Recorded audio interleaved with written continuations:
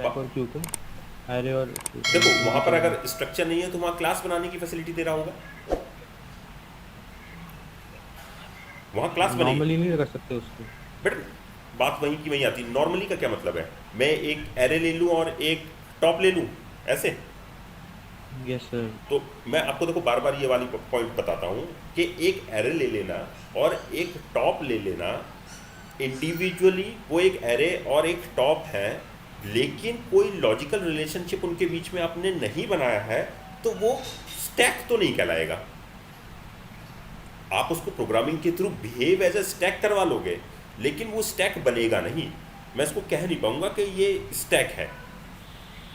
भाई देखो, आप एक कीबोर्ड अलग से ले आओ, ठीक है, और एक आप स्क्रीन अलग से ले आओ। वो आपका कीबोर्ड और स्क्रीन आपके लैपटॉप की तरह बिहेव तो करेगा, लेकिन आप उसको लैपटॉप बोलोगे नहीं। आपको ये वाला पॉइंट आपको समझने की ज़रूरत है कि अगर मैं आपसे कहूँ लैपटॉप ले आओ, तो लैपटॉप में मुझे पता है कि जो उसका कीबोर्ड है उसी के साथ एसोसिएटेड है, उसकी स्क्रीन के साथ एसोसिएटेड है। अगर आपने कहा कि सर मैंने एक लैपटॉप की ही साइज़ का फ्लैट स्क्रीन डिवाइस रख लेता हूँ और एक कीबोर्ड रख लेता हूँ, तो क्या ये दोनों एंटिटीज़ दोनों काम वही कर रही हैं? टाइपिंग एक से इनपुट दिया जा रहा है और दूसरे पर आउटपुट लिया जा रहा है, तो क्या आप उसको लैपटॉप बोलोगे? क्या कहते हो? आदिल पूछ रहे थे ना, कौन पूछ रहा था?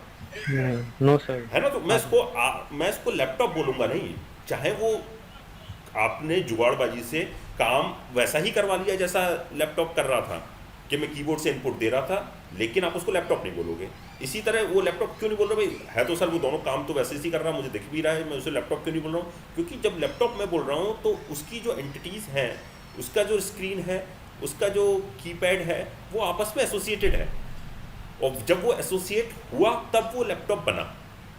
तो इसी तरह स्टैक है कि अगर एरे है और एक वेरिएबल है, कोई भी वेरिएबल हो सकता है, तो एक वेरिएबल है, वो दो अलग अलग एंटिटीज़ रख कर आप स्टैक की तरह बिहेव करवा लोगे, लेकिन वो स्टैक बनता नहीं है। अगर स्ट्रक्चर की फैसिलिटी नहीं है तो आपके पास क्लास की फैसिलिटी होगी, तो आप क्लास बनाकर स्टैक बनाओगे। आप देखो प्रोग्रामिंग में ऐसा सोचा करो कि आपके प्रोग्राम में अगर आपसे ये कहा जाए, पहली चीज़ ध्यान रखनी है कि स्टैक, क्यू, लिंक लिस्ट, ये अपने आप में डेटा स्ट्रक्चर्स हैं, यूज़र डिफाइंड डेटा स्ट्रक्चर्स हैं, या मैं इसको कह दूं और थोड़े सिंपल भाषा में कि यूज़र डिफाइंड डेटा टाइप्स हैं। ये अपने आप में जब यूज़र डिफाइंड डेटा टाइप्स हैं, तो क्या मैं अब जैसा आप नॉर्मल डेटा टाइप्स के साथ कर पाते हो, वैसा ही क्या मैं इन डेटा टाइप्स के साथ भी कर पा रहा हूँ? अब नॉर्मल डेटा टाइप्स के साथ मैं सर क्या कर पाता हूँ? एक मिनट पहले प्रेजेंट करता हूँ कुछ, फिर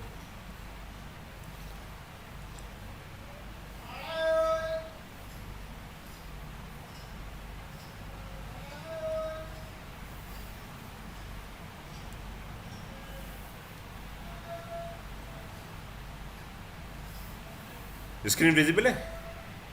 यस सर, यस सर। ठीक है, तो मतलब बहुत माइनर डिफरेंस है इन चीज़ों में। कि सपोज मैंने कहा कि अब जो भी डेफिनेशन पढ़ रहे हैं वो शुरू से आखिर तक सब में वैलिड होना चाहिए। आपने कहा कि स्टैक है, क्यू है, क्या थे ये? अगर मैं आपसे पूछूं अपने आप में है क्या, आप बोल दोगे सर डेटा स्ट्रक्चर है, डेटा स्ट्रक्चर है। ठीक है, अगर फिर मैं डेटा स्ट्रक्चर की डेफिनेशन पे जाता हूँ, तो मैंने इनिशियली पढ़ा कि जो डेटा स्ट्रक्चर था मेरे पास दो टाइप का था। या तो मेरे पास इनबिल्ट टाइप के थे, या मेरे पास आपका एडीटी टाइप के थे, एब्स्ट्रैक्ट डेटा टाइप्स थे। अब इनबिल्ट टाइप के कौन कौन से थे डेटा स्ट्रक्चर, जो कि डेटा टाइप्स अवेलेबल है मेरे पास? फॉर एग्जांपल इंट है, कैर है। तो डेटा स्ट्रक्चर में अगर इनबिल्ट टाइप के साथ में कुछ कर सकता हूं, तो वो सारा काम मैं अपने यूज़र डिफाइंड डेटा टाइप के साथ भी कर देना चाहिए था। तो अगर मैंने आपको बोला कि अब इसमें मैं आपको क्या बोलूँगा कि भाई एक इंट टाइप का, इंटीजर टाइप का मुझे एंटिटी चाहिए। मैंने अभी वेरिएबल का कुछ नाम नहीं लिया, मैं सिर्फ एंटिटी वर्ड बोल रहा हूँ। मैंने कहा आपको मुझे एक एंटिटी चाहिए जो अपने आप में क्या कर पाए, इंटीजर टाइप का डेटा स्टोर कर पाए, इंटीजर टाइप का डेटा स्टोर कर पाए। एक एंटिटी भाई मुझे ऐसी दे दो जो इंटीजर टाइप का डेटा स्टोर। तो आपने कहा सर बहुत आसान काम है ये, तो इंटीजर टाइप का डेटा स्टोर कराना है आपको, तो सिंपल सा एक इंट टाइप का वेरिएबल डिक्लेयर कर दो। अब इसी को मैं फिर बोल देता हूँ कि एक इंट टाइप का वेरिएबल डिक्लेयर कर दो, तो आप क्या कर पाओगे, इंटीजर टाइप का डेटा को स्टोर करा पाओगे इसमें। उसके बाद आप कुछ भी करो, ठीक है। अब क्योंकि इंटीजर टाइप का डेटा टाइप डिक्लेयर कर दिया, तो इस पर यूज्ड होने वाले ऑपरेशंस भी फिक्स्ड हैं। इस पे यूज्ड होने वाले ऑपरेशन भी फिक्स्ड हैं कि भाई मैं अर्थमेटिक ऑपरेशंस कर सकता हूँ, प्लस माइनस डिवाइड मॉड, ये ऑपरेशंस कर सकता हूँ, ये फिक्स्ड हो गए। जैसे इंटीजर टाइप कहा कि भाई अब इनका डेफिनेशन फिक्स है कि भाई प्लस करने से मुझे ये मिलेगा, माइनस करने से मुझे ये मिलेगा, एंड सो ऑन।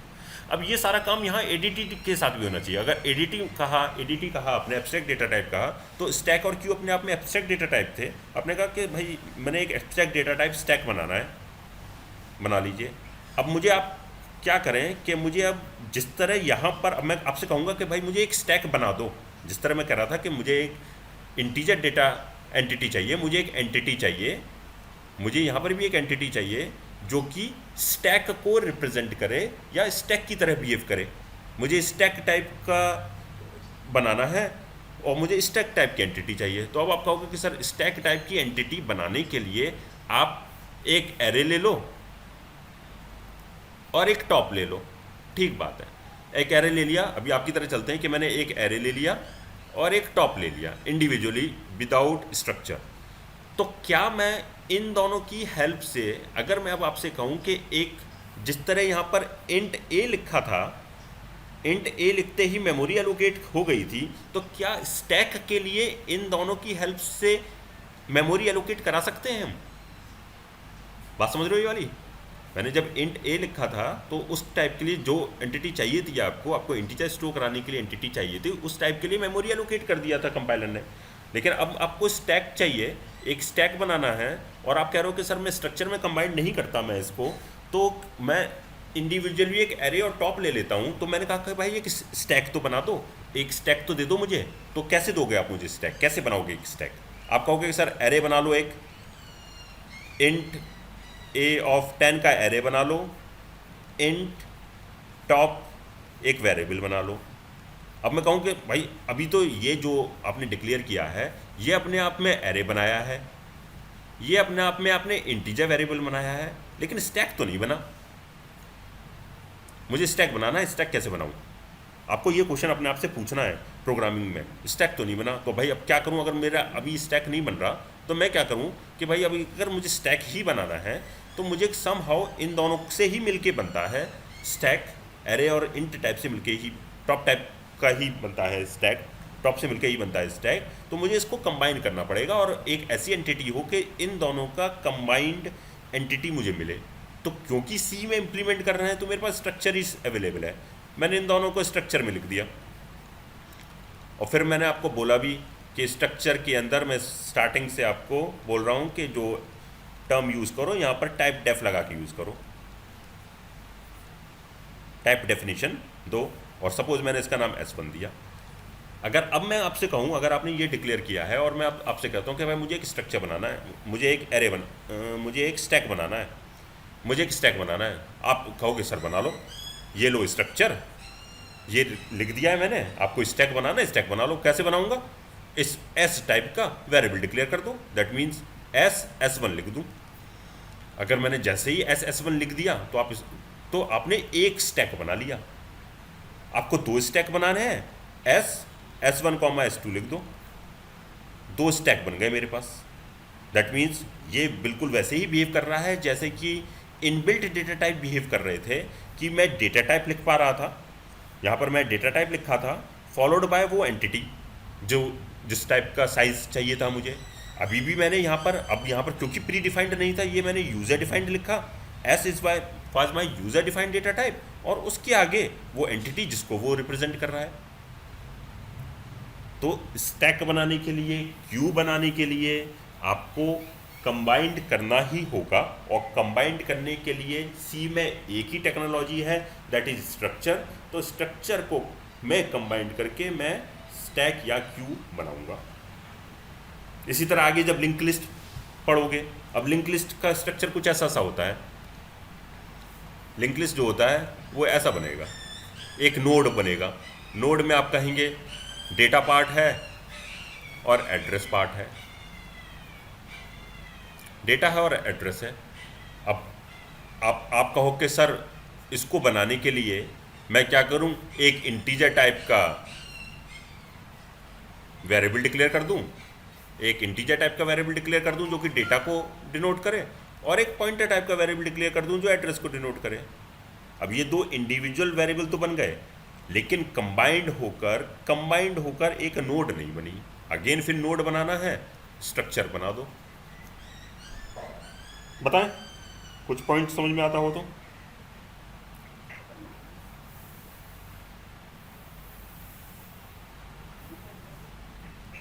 बोलो कोई doubt yes sir, yes sir. Yes sir, आ गया। है ना। तो फिर ये क्वेश्चन आप अपने दिमाग से निकाल दें कि नॉर्मली कर लें। नॉर्मली करना कुछ नहीं है यहाँ पर। मैंने स्टार्टिंग में भी जब ये चैप्टर स्टार्ट किया था तब मैंने लिखा था कि बहुत बुक्स में, कई बुक्स में वो जैसा आप सोच रहे हो करने की वैसा कर भी रहा है, और वो कोड तंत्रा पर भी मैंने देखा कि वो वैसा ही सॉल्यूशन दे रहा है। इसलिए मैंने स्टार्टिंग में कहा था कि देखो अब कहीं गलत लिखा हुआ हो तो ये फैकल्टी का यही काम है बताना कि कम से कम गलत तो नहीं पढ़ना है ना। और वो मैं बता सकता हूँ कि किसने गलत लिखा है, सब लोग सही नहीं लिख रहे। एक चीज़ और आपको देखना है, देखो आज की डेट में मार्केट में 150 ऑथर अवेलेबल हैं सब। जैसे देखो वो कोई ना कोई एक बुक लिख दे रहा है। आज से 15 साल या 20 साल पहले जाते, जब हमने इंजीनियरिंग किया था 20 साल पहले, उस समय मार्केट में बुक्स अवेलेबल नहीं होती थी, ठीक है। फॉरेन राइटर्स सिर्फ अवेलेबल थे, वही पढ़ना होता था, और वो सही होते थे, लगभग ज़्यादातर सही होते थे। आज की डेट में बहुत सारे इंडियन ऑथर्स ने लिखा है, और ख़ासकर जितने भी प्राइवेट वाले हैं, मतलब बहुत छोटे छोटे वाले आते हैं ना, नाम भी मुझे नहीं ध्यान है, प्रगति प्रकाशन हुआ और अदर जो लोकल पब्लिकेशन है, लोकल पब्लिकेशन हाउस है, उनका चेकिंग उतना स्ट्रॉन्ग नहीं है, they are not technically sound, तो वो कुछ भी लिख दे रहे हैं और कुछ भी छप जा रहा है। तो हमें उन चीज़ों से बचकर भी रहना है कि हमें कम से कम गलत नहीं पढ़ लेना है। पूरा सेमेस्टर निकालने के बाद हमें ये ना हो कि हमने कोई चीज़ गलत पढ़ ली है। तो इसलिए मैं आपको ये बताता भी रहता हूँ कि इस चीज़ को जहाँ ऐसा मिले बिल्कुल छोड़ दो, देखने की ज़रूरत नहीं है। इंटरव्यू में जाओगे वहाँ तुरंत फंस जाओगे, वहाँ ये नहीं बोल पाओगे कि सर उस बुक में तो ऐसा लिखा है, क्योंकि वहाँ आपसे पूछेगा कौन सी बुक पढ़ी थी बेटा, तो वहाँ पर आप एक स्टैंडर्ड ऑथर का नाम नहीं लेंगे, तब भी फंस जाओगे, ठीक है। तो बहुत सारी मटेरियल अवेलेबल है, हमें सिर्फ सही मटेरियल को ही पढ़ना है। और कोई डाउट? No sir. ठीक है। तो हमारा क्यू चल रहा था, क्यू में हम इंसर्शन कर लिया था। देखो मेरा फिर अप्रोच पढ़ाने का वही है हमेशा से, मैं आपको एल्गोरिथम लिखा रहा हूँ, एल्गोरिथम को फंक्शंस में भी कन्वर्ट, जैसा सा एल्गोरिथम लिखता हूँ मैं वैसा सा ही लगभग फंक्शन में भी कन्वर्ट हो जाता है। सी प्रोग्रामिंग के लिए अब इतना थोड़ा सा आपको आ जाना चाहिए कि सी प्रोग्रामिंग के लिए आपको क्या करना है कि उन फंक्शंस को एक सिस्टमेटिक ऑर्डर में कॉल कर लेना है। तो कल का अगर आपको क्लास ध्यान है, मैं कल की क्लास पे जाता हूँ, ये चल रहा था हमारा, ये पॉइंट ऑफ डिस्कशन था, ये सबको समझ में आना चाहिए कि यहाँ पर क्या हो रहा था। मैं इस पॉइंट को थोड़ा सा, इसमें किसी को प्रॉब्लम है? ये 3 पॉइंट एक बार और बता दीजिए। एक बार और बता दें, ठीक है। देखो ये 3 पॉइंट चल रहे थे पहले, तो ये 3 पॉइंट आ कहाँ से रहे हैं? डेटा स्ट्रक्चर पढ़ने का सबसे आसान तरीका है कि आप पहले विजुलाइज करें, है ना। जब आप फिगर में विजुलाइज कर लेंगे चीज़ों को, तो ये जो मैंने सामने लिखा है ये लिखना आसान हो जाएगा। और एक बार ये लिखना आसान हो गया, जनरल लैंग्वेज में लिखना आसान हो गया, तो आप उसको आराम से एल्गोरिथम में लिख पाएंगे, और एक बार एल्गोरिथम में लिख पाएंगे तो आप उसको सी फंक्शन में लिख पाएंगे, और सी फंक्शन में लिखने के बाद आप उसका सी प्रोग्राम बना पाएंगे। ये स्टेप वाइज प्रोसीजर है डेटा स्ट्रक्चर को पढ़ने के लिए, कि सबको ऐसा करना आना चाहिए। सबसे पहले कहीं कुछ मत करो, जब भी कोई प्रॉब्लम आए उसका डायग्राम बना लो। पहले स्टेप में प्रोग्रामिंग के अंदर सबसे आसान तरीका उसका डायग्राम बना लो कि बनना क्या है, हो क्या रहा था। अगर ये डायग्राम समझ में आ गया, उसी को अपना जनरल लैंग्वेज में लिख दो, उसी को कंसेप्ट को जनरल लैंग्वेज में लिख दो। जनरल लैंग्वेज में लिखते ही वो एल्गो में कन्वर्ट हो जाएगा, थोड़ा सा मैं उसमें चेंजेस करूँगा। एल्गो में आते ही उसका फंक्शन बन जाएगा, और फंक्शन बनते ही सी प्रोग्राम बन जाएगा। जब थोड़ा सा प्रैक्टिस कर लोगे तो ये स्टार्टिंग की दो चीज़ नहीं करनी पड़ेंगी, ये आपके मन में ही हो जाएगा, दिमाग में ही कर लोगे, इसको माइंड में ही कर लोगे। पहला दूसरा स्टेप के डायग्राम बना लोगे, डायग्राम बनने के बाद जनरल लैंग्वेज में ही मन में ही सोच लोगे, सीधे एल्गो लिखने लग जाओगे। जब और थोड़ी प्रैक्टिस कर लोगे, जो स्टेज 1 पहली स्टेज पे तो ये 5 स्टेप आपको करके देखना पड़ेगा कॉपी में। फिर एक स्टेज 1 के बाद स्टेज 2 आएगी आप लोगों की, उस स्टेज 2 में ये दोनों फंक्शन तो आप मन में कर लोगे। फिर स्टेज 3 में आप ये तीनों मन में कर लोगे, सीधे फंक्शन लिखने लग जाओगे।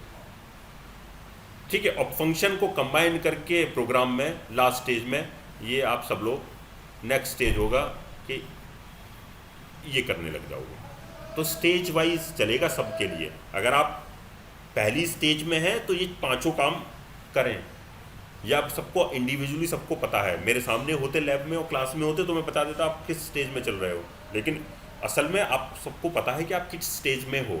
तो अगर पहला दूसरा काम नहीं हो पा रहा, नहीं प्रॉब्लम समझ में आता, ये दोनों काम करो, अपने आप डायग्राम बनाओ, उसको जनरल लैंग्वेज में लिखो कि हाँ जी ऐसा हो रहा है, तो मैं उसको फिर एल्गो में कन्वर्ट। जो लोग स्टेज 1 से निकल चुके हैं वो स्टेज 2 पहला दूसरे पार्ट को अपने दिमाग में ही करने की कोशिश करो, और ये स्टेज 2 में तब पहुँचोगे जबकि आप पहले के टॉपिक्स को याद रखोगे, पहले के टॉपिक से रिलेट करो चीज़ों को।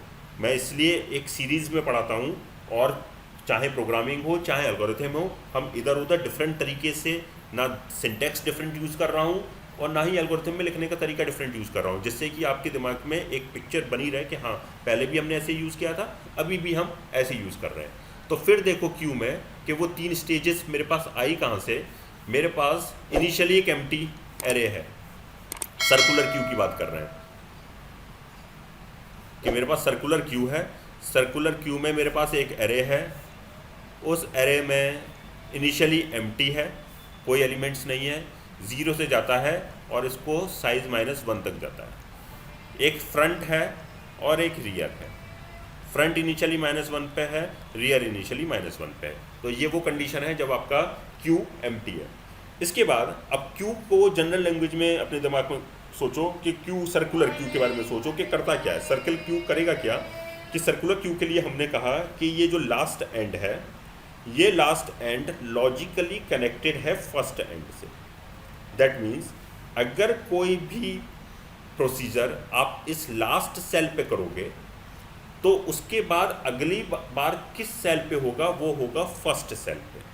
घूमकर आप पहले की तरफ आ जाओगे, लास्ट तक पहुंचे तो घूमकर आप पहले की तरफ आ जाओगे। अब चाहे वो इंसर्शन का केस हो चाहे वो डिलीशन का केस हो, अगर आपने इस एंड पर इंसर्शन कर लिया तो नेक्स्ट जो इंसर्ट होगा वो 0th पर होगा, क्योंकि अगला यही आ रहा है। साइज -1 के बाद जो नेक्स्ट सेल आ रहा है, क्योंकि सर्कुलर माना है, इसको आप ऐसे सर्कुलर में भी सोच सकते हो कि हाँ ये सर्कुलर था। आप इसको ऐसे भी सोच सकते हो कि मेरा सर्कुलर था और कहाँ से चालू हुआ था, 0 से चालू हुआ था।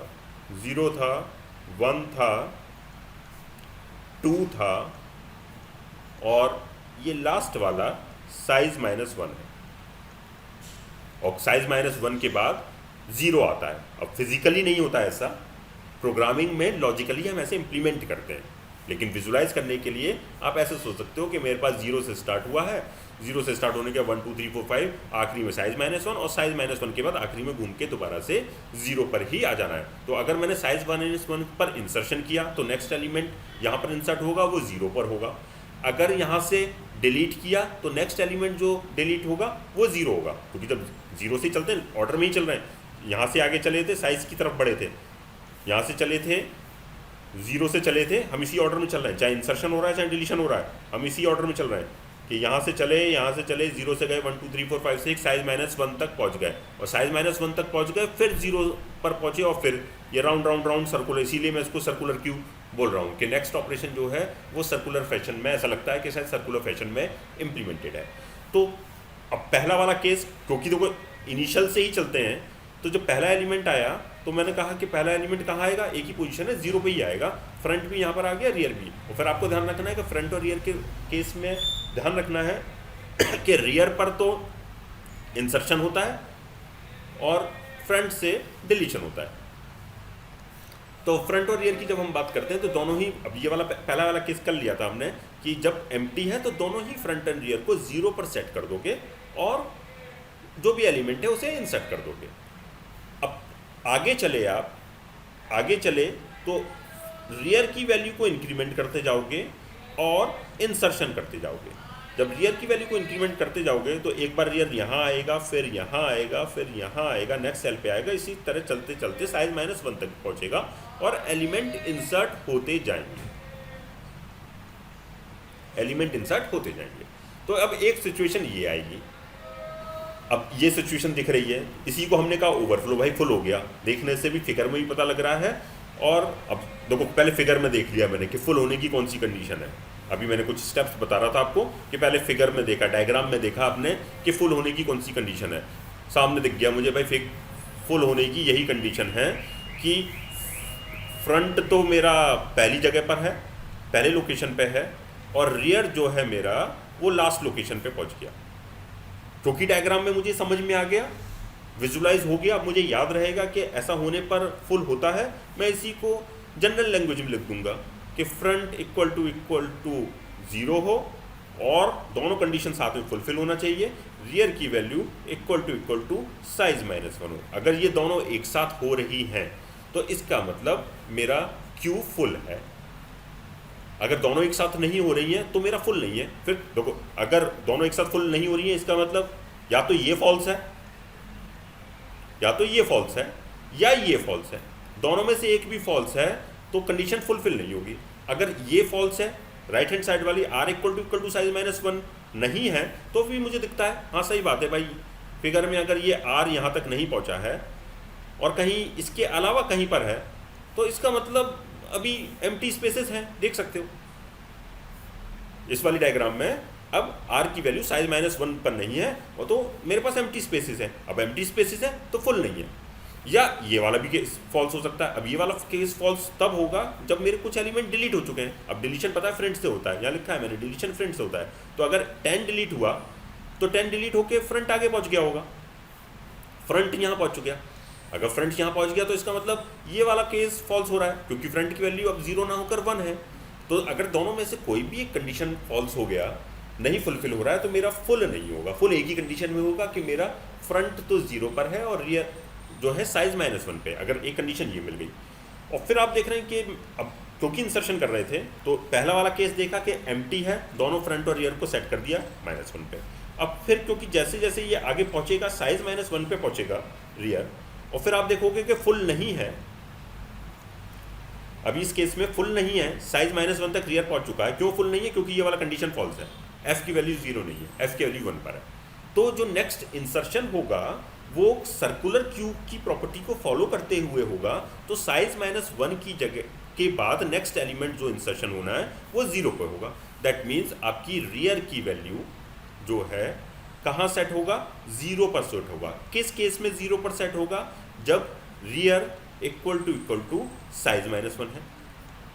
मैंने यहाँ देखा, पहले डायग्राम में देखा कि मेरा जब रियर की वैल्यू साइज -1 है, दैट मीन्स इसी को मैंने इफ की फॉर्म में लिख दिया, रियर की वैल्यू साइज -1 के बराबर है। अगर, ठीक है, जनरल लैंग्वेज में बोल रहा हूँ, अगर मेरी रियर की वैल्यू साइज -1 है, अगर को कन्वर्ट कर दिया प्रोग्रामिंग में इफ से, if rear is equal to size -1, तो मैं क्या करूँ? नई की रियर की वैल्यू क्या होगी? नई रियर की वैल्यू भी 0 होनी चाहिए थी, तो मैंने उसको सेट कर दिया 0 पर। नहीं तो बाकी इन दोनों केसेस के अलावा क्या कर रहा हूँ मैं? हर बार रियर को 1 बढ़ा देता हूँ। इन दोनों केसेस के अलावा अगर ये दोनों केसेस नहीं है तो ये रियर को मैं 1 बढ़ा देता हूँ। तो मैंने यही 3 केस कल ही लिखे थे यहाँ पर कि पहला वाला केस जब मेरा फ्रंट और रियर दोनों ही है -1 पर है, क्यू एम्प्टी है, उस केस में तो मैं फ्रंट एंड रियर दोनों को सेट कर देता हूँ 0 पर। अगर मेरा रियर साइज -1 पे पहुँच गया है, ओवरफ्लो नहीं है, इससे पहले देखो मैंने लिखा था यहाँ पर ओवरफ्लो, मैंने चेक करा लिया है, साइज -1 पर पहुँच गया है, तो मैं रियर की वैल्यू को सेट कर दूंगा 0 पर। नहीं तो मैं ऑल अदर केसेस में, थर्ड केस में रियर की वैल्यू को सेट कर दूंगा r+1 पे। ये वाला पॉइंट समझ में आता है?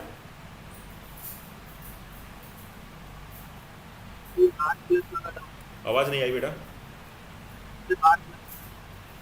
टेक्स्ट में लिख दो, तुम्हारी आवाज़ नहीं सुन पा रहा हूँ मैं, आ नहीं रही है। कौन बोल रहा था? या तो अवधेश बोल रहे हो? हाँ, टेक्स्ट इधर आर की क्या, इधर लिख दे, टेक्स्ट में लिखना, चैट में लिख दे, चैट में लिख दो। मैं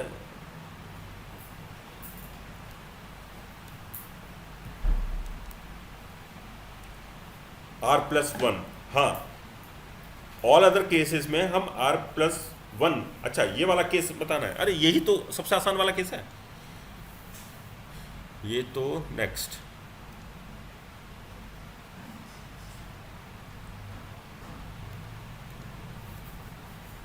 फिर देखो R+1 वाला केस, इनिशियली एम्प्टी, ये वाला समझ में आता है। इनिशियली एम्प्टी, फ्रंट है -1 पे, रियर है -1 पे, 0 1 2 3 4, पहला एलिमेंट आया, इंसर्ट किया 10, ठीक है, पहला केस है ये।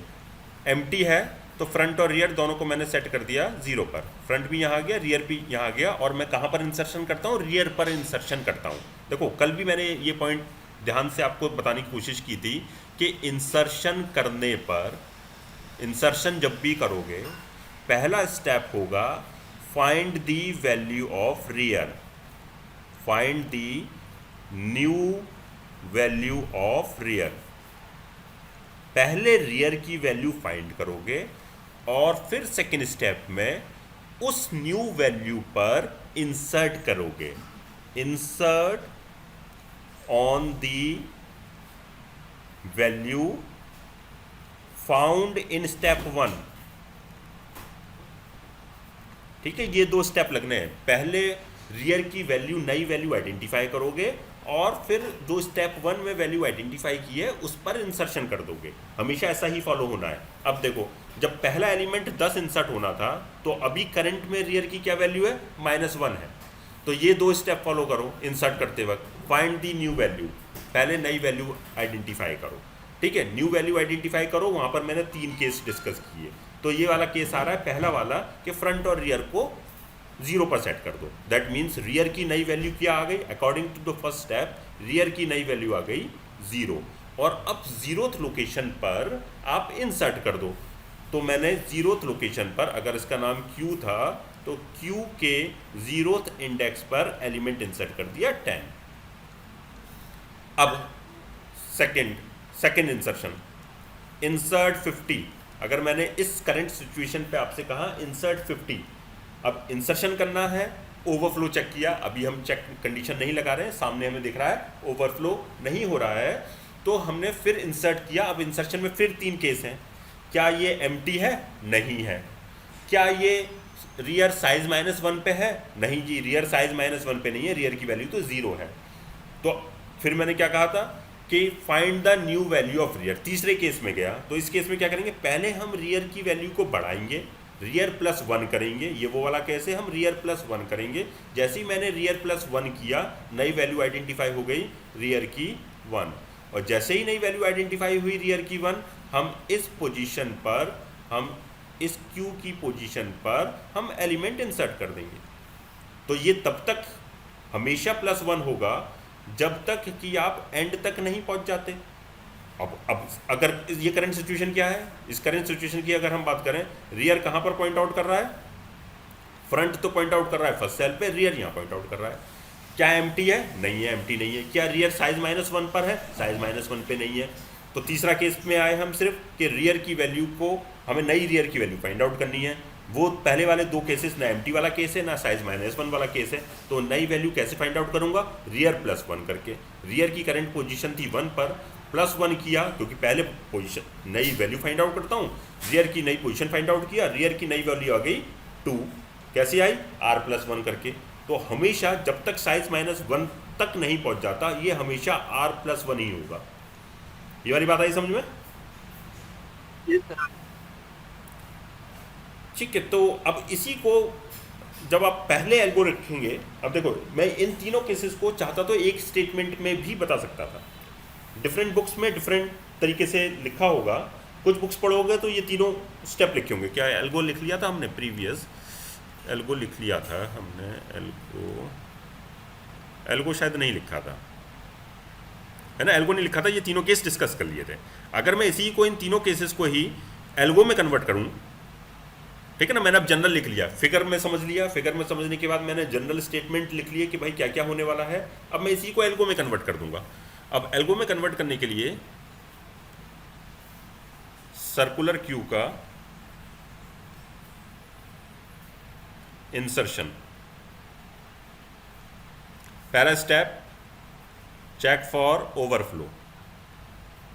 अब ओवरफ्लो के लिए कल लिखा था शायद यार, कल लिखा था क्या नहीं लिखा था?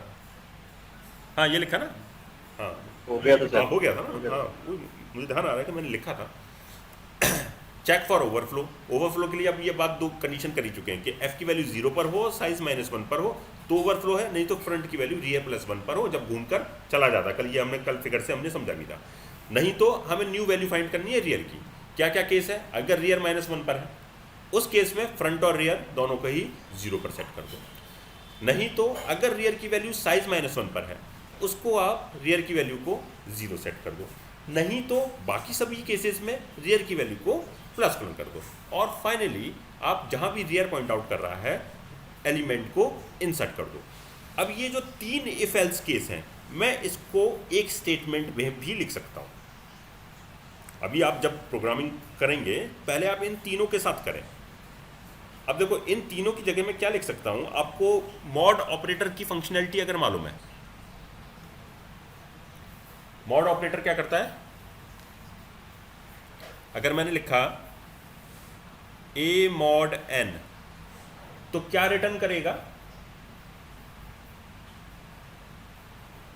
रिमाइंडर। हाँ, तो वो क्या रेंज होगी रिमाइंडर की? जल्दी बताएं मुझे कोई, रेंज क्या होती है वो रिमाइंडर की? कहां से कहां तक की वैल्यू का ही आंसर आएगा? 0 to 9 सर। 0 to n -1। नहीं n लिखा है ना, n लिखा है मैंने, ओके सर। है ना? n लिखा है, n को हम किसी भी, अभी मैंने जनरल लिखा है, n लिखा है तो हमेशा इसका आंसर, अब रिमाइंडर पता है। अगर मैंने ऐसा लिखा a mod 5 तो रिमाइंडर क्या क्या आ सकता है? या तो रिमाइंडर 0 आ सकता है, 1 आ सकता है, 2 आ सकता है, 3 आ सकता है, 4 आ सकता है, 5 नहीं आ सकता कभी रिमाइंडर। कभी ऐसा नहीं हो सकता ना। आप इसको आप हमेशा करते हैं, लेकिन इसको थोड़ा सा विजुलाइज करने की कोशिश करें कि जब भी मैंने मॉड ऑपरेटर का यूज़ करूंगा या जो भी रिमाइंडर आएगा उसके साथ एक उसकी एक प्रॉपर्टी उसके अंदर इनबिल्ट है, जिसको कि अभी आप लोगों ने कभी ध्यान नहीं दिया होगा कि जो रिमाइंडर आता है वो सबको दिखता है कि ऐसा ही होता है, लेकिन उसको, उस प्रॉपर्टी का मैं यहाँ पर बहुत अच्छे से यूज़ कर सकता हूँ कि वो जो आया है रिमाइंडर, उस रिमाइंडर की जो वैल्यू है वो हमेशा उस नंबर से 0 से स्टार्ट होगी। या तो रिमाइंडर 0 आएगा या 4 तक आएगा, कभी 5 नहीं आ सकता रिमाइंडर। अब इसी प्रॉपर्टी का यूज़ मैं यहाँ पर भी कर सकता हूँ। कैसे कर सकता हूँ कि अगर आपका एरे का साइज -1 है, चलो कल डिस्कस करेंगे, मुझे फिगर भी थोड़ा सा बताना पड़ेगा, इस पॉइंट को हम कल डिस्कस कर लेंगे। टाइम भी हो गया, टाइम अभी है, टाइम है, हाँ टाइम है, अभी बात करते हैं, इसको कंप्लीट कर लेते हैं। तो अब देखिए सर f = r-1 भी तो कंडीशन होगी ना किस चीज़ में? ओवरफ्लो। ओवरफ्लो में, दोबारा बोलो क्या बोल रहे हो? सर ये सेकंड वाली f = r+1, हाँ, और ये वाली बताइएगा सर। ये वाली बताऊं? कल तो बताया था बेटा। ये देखो क्या हो, थोड़ा पढ़ना स्टार्ट कर दो सभी लोग, भाई लोगों। कल मैंने बहुत डिटेल में ये बताया था। ये ऐसा कंडीशन है, देखो फ्रंट 10, 20, 30, 40, 50, 60, 70, 80, ठीक है। ये कुछ ऐसी कंडीशन है कि आपका फ्रंट तो यहाँ है, रियर यहाँ, ये कंडीशन है। और ये कैसे आई थी ये मैंने कल की क्लास में डिस्कस किया था, कहो तो दोबारा बताऊं? नो सर आ गया ना ये? क्योंकि देखो क्या हो रहा था कि ये किस केस में आया होगा, फिगर में समझने की कोशिश करो कि ये किस केस में आया होगा। तो वो रियर घूम के, रियर से इंसर्शन हो रहा है और फ्रंट से डिलीशन हो रहा है। तो कुछ सिचुएशन ऐसी बनी होगी, मैं इंटरमीडिएट सिचुएशन लिखता हूँ कि कुछ सिचुएशन ऐसी बनी होगी कि भाई रियर तो पहुँच गया होगा यहाँ, दैट मीन्स रियर तो भाई इंसर्शन करता जा रहा है और आगे की तरफ बढ़ता जा रहा है, और दो एलिमेंट सपोज डिलीट हुए थे, क्योंकि इनिशियली, अब ये दिमाग में बैठाने की ज़रूरत है कि इनिशियली फ्रंट जो है वो पहली पोजीशन पे आता है, तो डिलीट होके आगे आगे बढ़ा था, तो दो एलिमेंट डिलीट हुए, मुझे दिख भी रहा है दो एलिमेंट डिलीट हुए हैं, और उसके बाद फ्रंट थर्ड एलिमेंट पर पॉइंट आउट कर रहा है और मेरा रियर लास्ट पर था। अगर इस केस में मैंने कहा कि अभी खाली है, देखने में भी मुझे खाली लग रहा है, और इन दोनों में से कोई भी ओवरफ्लो की कंडीशन फुलफिल नहीं हो रही है, ना तो फ्रंट जीरो पर नहीं है तो ये पहली वाली डिस्क्वालीफाई हो गई, और यहाँ पर फ्रंट इक्वल टू रियर +1 नहीं है तो ये भी डिस्क्वालीफाई हो गई। तो अगर मेरे पास एक एलिमेंट और इंसर्ट हुआ, तो अभी हम बात कर चुके हैं कि अगला एलिमेंट जो इंसर्ट होगा वो 0th लोकेशन पर होगा, तो सपोज 90 इंसर्ट हुआ, जैसे ही 90 इंसर्ट हुआ तो रियर की नई पोजीशन चेंज हो गई थी और वो पहले वाले पे आ गया।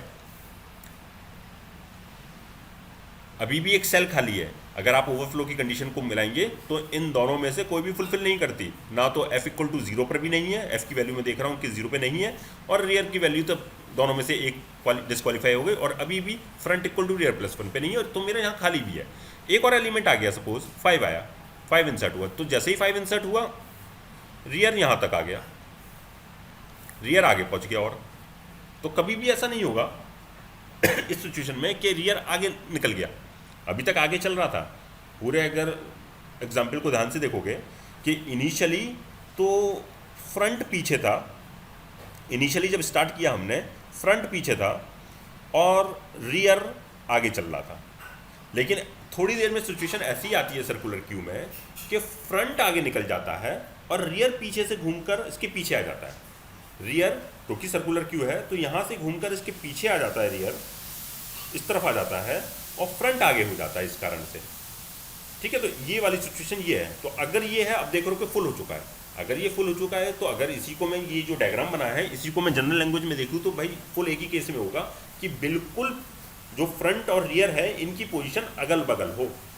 ये रियर घूमकर पीछे तक आ जाए तो फुल होगा, अगर रियर घूमकर पीछे तक नहीं आ रहा तो तब तक तो खाली है, तो बिल्कुल पीछे तक आ जाएगा, अगल बगल में आ गए ये दोनों, तो ये फुल हो जाएगा। अब इसी को मैं प्रोग्रामिंग की लैंग्वेज में या एल्गो की लैंग्वेज में लिख देता हूँ। एल्गो की लैंग्वेज में देखूँ कि इंडेक्स वैल्यू क्या थी, भाई ये 0 थी, ये 1 थी और ये 2 थी, ये 1 थी और ये 2 थी। तो मैंने इसको देखा कि भाई क्या है, फ्रंट की वैल्यू तो हो गई सपोज 2, फ्रंट की वैल्यू तो हो गई यहाँ पर 2 और रियर की वैल्यू है 1।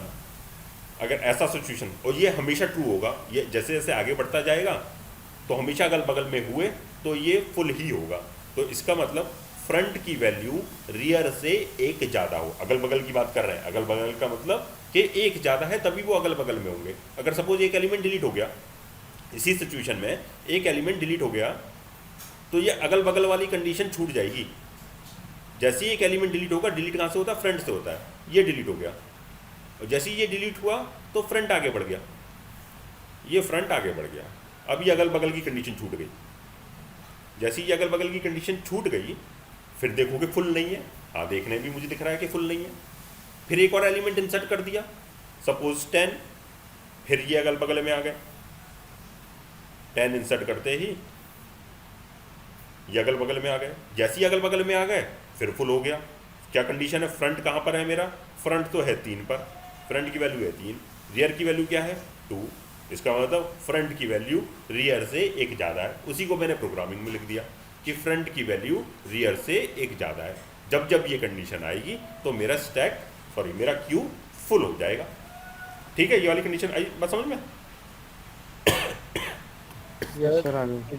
सर जैसे अगर बीच में से कोई एलिमेंट निकालते हैं, जैसे अभी मेरा फ्रंट 40 पर है और हम 90 अगर निकालना चाहें तो नहीं निकाल सकते, सकता है, ऐसे नहीं निकाल सकते ना, तभी तो मैं बोल रहा हूँ फ्रंट उसको लाना पड़ेगा, उसको फ्रंट हाँ, के आगे अलग हाँ। लाना पड़ेगा। देखो डिलीशन पर आप यहाँ पर कभी ये नहीं बताते हैं कि मुझे कौन सा एलिमेंट डिलीट करना है, सिर्फ आप ये बताते हैं कि डिलीशन, वो इम्प्लिसिट मतलब है कि भाई फ्रंट यहाँ पर पॉइंट आउट कर रहा होगा, डिलीशन वहीं से होगा। अभी आपने देखा ना, मैं जितने भी क्वेश्चन लिखाता हूँ, मैं जब भी इंसर्शन डिलीशन की बात करता हूँ, मैं कभी भी ये नहीं लिखता कि क्या डिलीट करो, है ना, मैं सिर्फ ये लिखता हूँ कि डिलीट करो। मैं सिर्फ देखो कल इतने बार लिखा था मैंने, इंसर्ट करो, इंसर्ट करते वक्त तो मैं लिखता हूँ एलिमेंट के क्या इंसर्ट करो, लेकिन डिलीट करते वक्त मैं सिर्फ डिलीट लिखता हूँ, क्योंकि डिलीशन के लिए हम एलिमेंट क्यू के केस में हम एलिमेंट स्पेसिफाई नहीं कर सकते। वो इम्प्लिसिट ही मतलब होता है कि जहाँ पर भी फ्रंट है वही डिलीशन वही होना है। स्टैक में भी यही केस था कि जब भी डिलीशन करना है तो वो डिलीशन टॉप से ही होना है, टॉप के अलावा कहीं से हो ही नहीं सकता। अगर आपको पर्टिकुलर एलिमेंट डिलीट करना है तो आपको फिर सीरीज ऑफ डिलीशन ऑपरेशन करना पड़ेगा जब तक कि आपका वो एलिमेंट नहीं मिल जाता कि सर मुझे तो डिलीट करना ही है, 90 करना ही है। भाई अगर 90 डिलीट करना है और इस समय 40 पर है तो पहले 40 डिलीट करेगा, फिर 50 करोगे, 60 करोगे, 70 करोगे, 80 करोगे, क्योंकि सर्कुलर है तो फिर ये घूम के इसके पीछे आ जाएगा और फिर 90 डिलीट होगा। ठीक बात है, दोनों ही घूम के आएंगे पीछे, फ्रंट भी घूम के पीछे आ सकता है क्योंकि ये डिलीट हो गया। अभी हमने क्योंकि डिलीशन ज़्यादा डिस्कस नहीं किया इसलिए मैंने डिलीशन के वो केसेस नहीं लिखे हैं। ये डिलीट हो गया, ये डिलीट हो गया, तो जैसे डिलीट होगा फ्रंट की वैल्यू आगे जाती जाएगी। ये डिलीट हो गया, ये भी डिलीट हुआ, 70 हुआ, 80 हुआ। 80 डिलीट होने के बाद जो नेक्स्ट एलिमेंट होगा जो फ्रंट है, front would be pointing to 0, जिस तरह फ्रंट यहाँ आ जाएगा। ठीक है, अब मैं आपको ये मॉड ऑपरेशन जरा बता रहा था, जरा ये वाला पॉइंट बताने दो मुझे कि जब मॉड ऑपरेशन बता रहा हूँ तो अब मॉड ऑपरेशन में देखो कि अब मुझे नई वैल्यू आइडेंटिफाई करनी है। मैं एक केस के थ्रू समझाता हूँ आपको।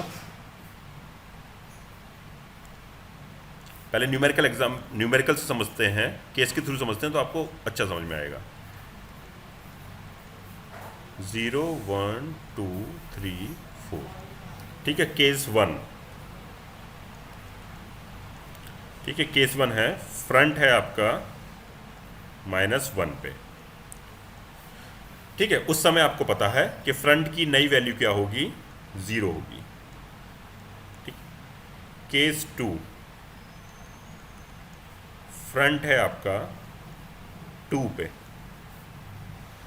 फ्रंट की नई वैल्यू क्या होगी, फ्रंट की नई वैल्यू होगी 3 पे। केस 3, 3 ही केस चल रहा है तो मैं वही 3 केस लग रहा हूँ। फ्रंट की वैल्यू है आपका, इंसर्शन चल रहा है, रियर है ना, फ्रंट नहीं रियर, फ्रंट नहीं, इंसर्शन कर रहे हैं, डिलीशन चालू करवा दिया था ना, हाँ इंसर्शन कर रहे हैं। रियर, रियर की नई वैल्यू होगी 0, रियर 2 पर है, नई वैल्यू होगी 3 पर, रियर 4 पर है, नई वैल्यू होगी 0। ठीक है, अब ये तीनों बात समझ में आती है। ये 3 केस जो लिखे हैं इसमें कोई डाउट नहीं है किसी को, बहुत देर से डिस्कस कर रहे हैं हम। ठीक है ना, अगर रियर की वैल्यू -1 पे हुई तो पहला वाले केस में जाएंगे और रियर की वैल्यू को सेट कर देंगे, नई रियर की वैल्यू 0 आती है। कहीं एक आर्बिट्री लिख दिया है मैंने कि अगर रियर की वैल्यू कहीं बीच में हुई तो वो हमेशा रियर की वैल्यू 3 पर आएगी, और अगर रियर की वैल्यू 4 पर होती है इस केस में तो आपकी रियर की वैल्यू 0 हो जाएगी, नई रियर की वैल्यू 0 हो जाएगी। ऐसा करने के लिए केस 1 में, अब देखना, केस 1 में हमने एक्सप्लिसिटली, बात समझना, एक्सप्लिसिटली रियर को सेट किया था 0 पर। केस 3 में भी हमने एक्सप्लिसिटली रियर को सेट किया था 0 पर, और इस केस में रियर की वैल्यू को हमने rear equal to rear plus 1 कर दिया था। ठीक है ना, ध्यान देने वाली ये दोनों बातें। क्या मैं किसी तरीके से एक ही स्टेटमेंट के थ्रू ये पा सकता हूँ? ये कर सकते हैं अगर मैं इन 3 स्टेटमेंट या 3 केसेस इफ एल्स का यूज़ ना करूँ और डायरेक्टली क्या कर दूँ। मैं अब देखना, इसकी जगह मैं एक नया स्टेटमेंट लिख रहा हूँ रियर के लिए। मैं तीनों की जगह लिख सकता हूँ rear equal to rear plus 1 mod 5, rear plus 1 mod 5। अब इवेल्युएट करके देखो, अब इस एंटिटी को इवेल्युएट करके देखो तीनों केसेस के लिए। ठीक है, रियर की value he -1, that means -1 plus 1 क्या आया, 0 मॉड 5 क्या आ जाता है, 0। ये वाली बात समझ पा रहे हो? Yes sir, yes sir. ठीक है, सेकंड केस देखो, रियर की वैल्यू थी 2, ये सेकंड केस की बात कर रहा हूँ, रियर की वैल्यू थी 2, तो मैंने क्या किया 2 + 1 mod 5, दैट मीन्स 3 mod 5। क्या वैल्यू आती है 3 mod 5 की? 3। नेक्स्ट केस देखो, ये लास्ट केस देखो, रियर की वैल्यू थी 4, that means 4 + 1 mod 5, 4 + 1 is 5, 5 mod 5, reminder आता है 0, यही आ रहा है। दैट मीन्स मैं इन तीनों केस को एक ही स्टेटमेंट के थ्रू कन्वर्ट कर सकता हूँ अगर मैं ये लिख दूँ, मॉड प्रॉपर्टी का यूज़ करूँ और ये लिख दूँ, तो मेरा वहाँ पर जो मैंने एल्गो 3 स्टेप में लिखा है वो एक स्टेप में कन्वर्ट हो जाएगा। आफ्टर चेकिंग दी आफ्टर चेकिंग दी ओवरफ्लो कंडीशन, आपको रियर की नई वैल्यू आइडेंटिफाई करनी है, तो कोई इफ एल्स, पहले इफ एल्स से ही करना है ना, पहले स्टेप वाइज जाना, पहले इफ एल्स से करना। इफ एल्स के तीनों कंडीशन केस समझ में आ जाएं आपके, तो उसके बाद आप ये वाला टेक्निक यूज़ करें सीधे। 3 स्टेटमेंट जो मैंने इफ एल्स लिखा था प्रीवियस, ये जो इफ एल्स लिखा था, यहाँ पर नई वैल्यू के लिए सिर्फ एक स्टेटमेंट आ जाएगा, कोई इफ एल्स चेक करने की ज़रूरत नहीं है। एक statement rear equal to rear +1 mod, देखो अब क्या लिया है यहाँ पर, अभी साइज -1 नहीं लिया है, यहाँ पर देखोगे ये 4 था, मैंने 5 लिया है, ठीक है, 5 लिया है, इसलिए इसका आउटपुट 0 से 4 के बीच में वेरी कर रहा है, और चाहिए भी यही था, मेरे एरे का साइज भी 0 से 4 के बीच में है, तो यहाँ पर मैं लिखूंगा इट इज़ माई साइज, जो भी कुछ एरे का साइज लिया है। ये 3 स्टेटमेंट रिप्लेस हो जाएंगे एक स्टेटमेंट से, और फाइनली नया रियर का वैल्यू आ गया, third statement as it is. Doubt इसमें? तो बिना मॉड के भी हो जाएगा ना? बिना मॉड के भी हो जाएगा, बिना मॉड के 3 स्टेटमेंट लिखने,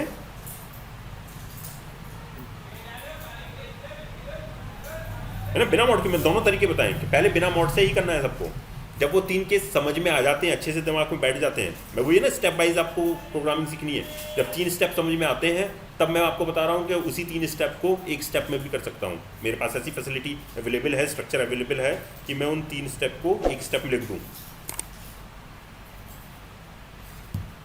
ठीक है। तो ये इंसर्शन खत्म हो जाता है मेरी तरफ से। डिलीशन और बचता है, डिलीशन कल की क्लास में ख़त्म हो जाएगा, तो लगभग क्यू कल ख़त्म हो जाएगा, उसके बाद लिंक लिस्ट स्टार्ट हो जाएगा, तो आप लोग क्यू का को इम्प्लीमेंट करने की कोशिश करें। कोई और डाउट है तो पूछ लो।